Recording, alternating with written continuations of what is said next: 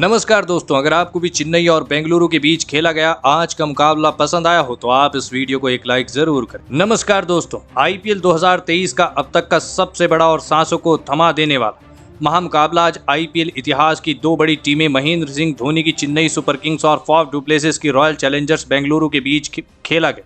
जी हां, आपको बता दें कि जहां पर इस मुकाबले में बेंगलुरु के कप्तान फॉफ डु प्लेसिस ने टॉस जीता और चेन्नई को बल्लेबाजी के लिए आमंत्रित किया था और खुद गेंदबाजी करने का फैसला लिया था। दोस्तों, दोनों ही टीमों में ऐसे कई खिलाड़ी हैं जो कभी भी मैच का रुख पलट सकते हैं, जिस कारण आज का मुकाबला रोमांचक होना तो तय था।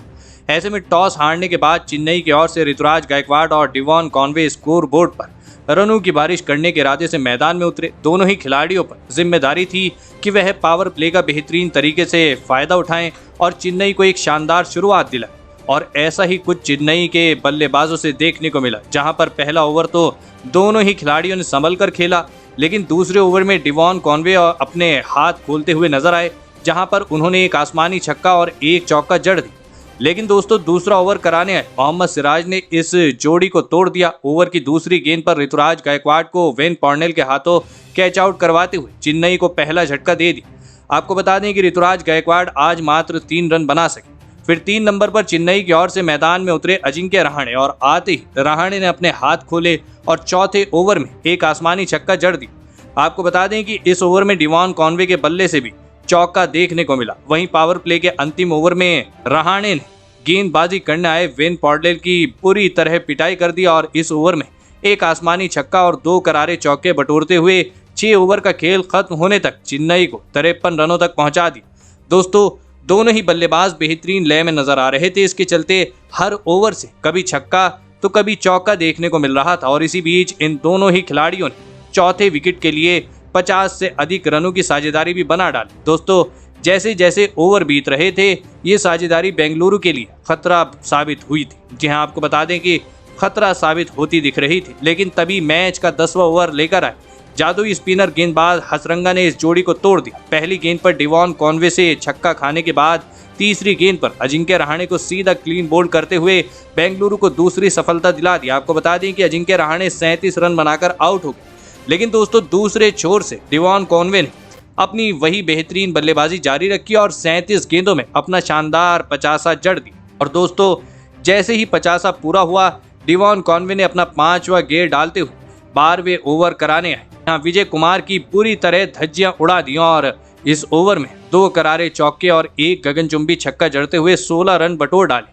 दोस्तों, एक छोर से डिवॉन कॉनवे तो पिटाई कर ही रहे थे, लेकिन दूसरे छोर से अब शिवम दुबे ने भी अपना आक्रामक रुख दिखाते हुए मैदान में ताबड़तोड़ बल्लेबाजी करते हुए चौकों और छक्कों की बरसात शुरू कर दी थी।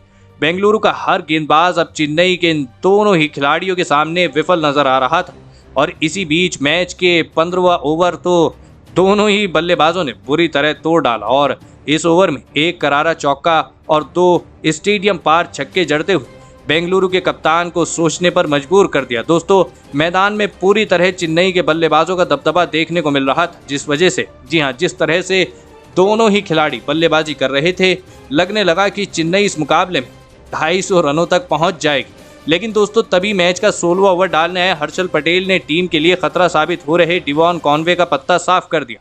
ओवर की चौथी गेंद पर कॉनवे को सीधा क्लीन बोल्ड करते हुए बेंगलुरु को इस मुकाबले की सबसे बड़ी सफलता दिला दी। आपको बता दें कि कॉनवे 83 रन बनाकर आउट हो गए। साथ ही अगले ओवर में दूसरे छोर पर खड़े शिवम दुबे भी 50 पूरा करने के बाद बड़ा शॉट खेलने के चक्कर में बाउंड्री पर मोहम्मद सिराज के हाथों कैच आउट होते हुए अपना विकेट गंवा बैठे। आपको बता दें कि दुबे ने आज 27 गेंदों में शानदार 52 रनों की पारी की।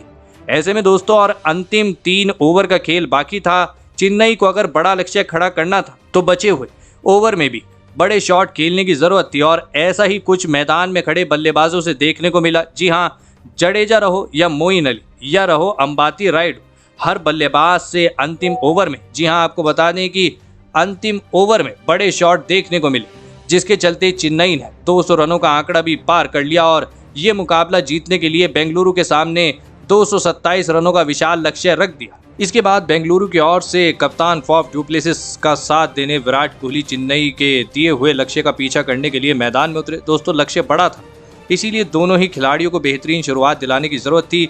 लेकिन दोस्तों इस महत्वपूर्ण मुकाबले में बेंगलोर की शुरुआत खराब रही और मैच के पहले ही ओवर में बेंगलुरु को विराट कोहली के रूप में पहला झटका लग गया। आपको बता दें कि आकाश सिंह ने कोहली को सीधा क्लीन बोल्ड करते हुए पवेलियन की राह दिखाई। कोहली आज मात्र 6 रन बनाकर आउट हुए।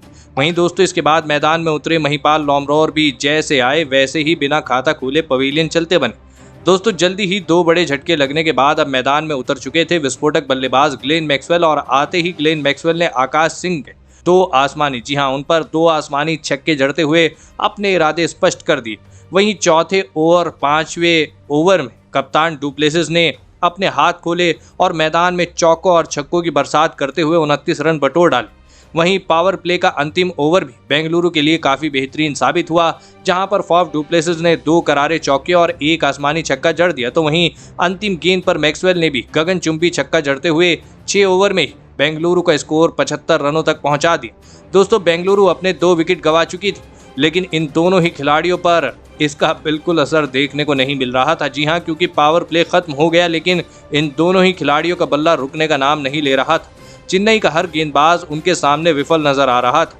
हर ओवर से मैदान में चौकों छक्कों की बरसात हो रही थी और इसी बीच दोनों ही खिलाड़ियों ने अपने तूफानी बल्लेबाजी के दम पर अपना 50 भी पूरा कर लिया। दोस्तों बेंगलुरु में आज मानो जैसे छक्कों की बारिश हो रही थी।